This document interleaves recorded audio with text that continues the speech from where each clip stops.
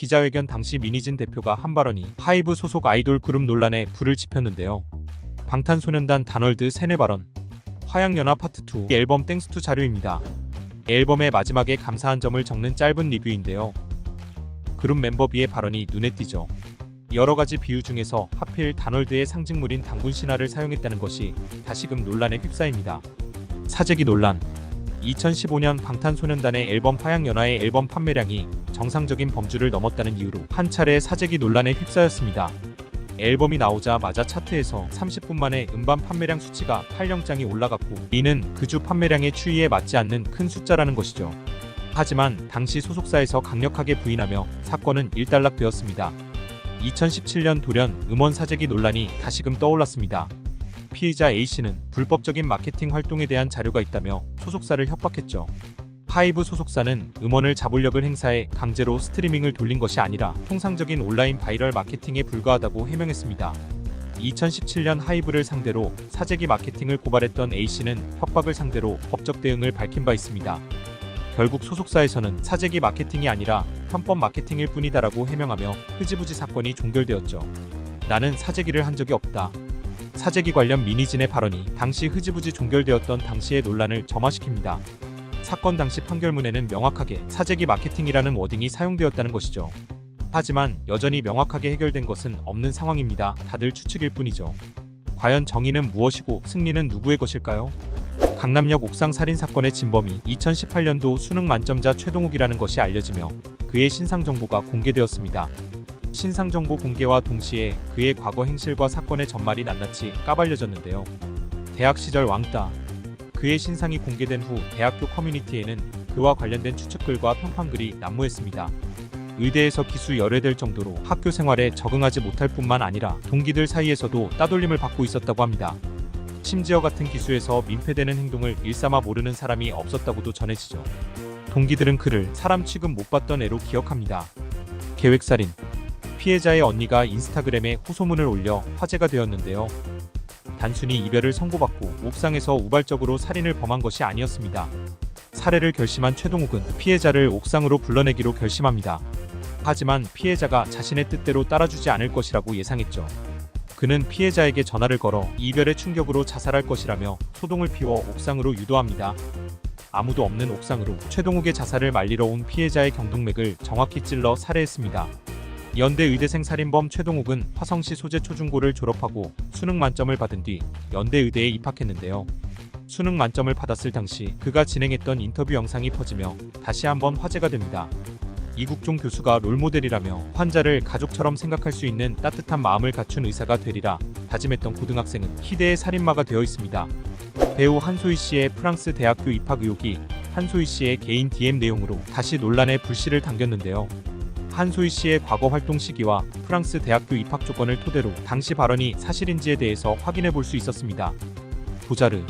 보자르는 순수미술을 중점적으로 진행되는 학교로 프랑스를 대표하는 미술 특화 학교입니다. 한소희 씨는 팬과의 DM에서 타 대학의 학비 때문에 보자르를 택했다고 언급한 바 있는데요. 실제로 국립학교인 까닭의 보자르는 타 미술대학에 비해 학비가 싼 편이라고 합니다.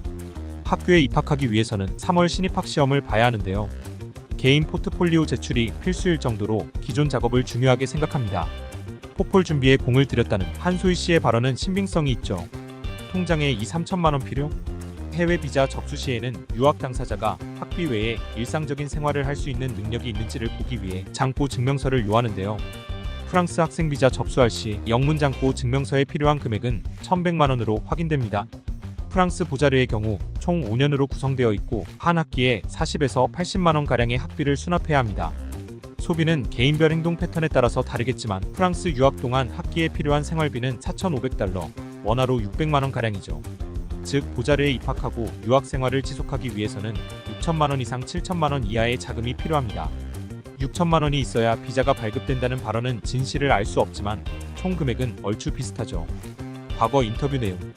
무신사 모델 시절 인터뷰에서 배우 한소희는 프랑스 유학 준비 중인 학생이라고 스스로를 설명하는데요. 2015년 무신사 알바를 하며 유학을 준비하고 프랑스 대학교 입학을 준비했던 것으로 보이며 2016년 리츠 광고로 2천만 원을 벌어들이기 전 합격해 입학할 수 없었다면 타임라인은 맞아떨어집니다.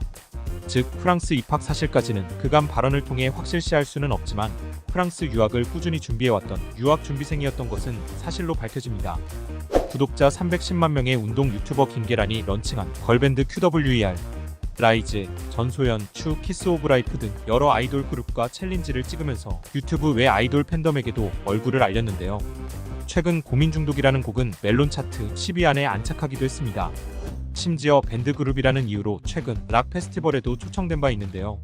락 페스티벌에 1차 라인업을 올리자마자 네티즌들 사이에서 갑론을박이 벌어졌습니다.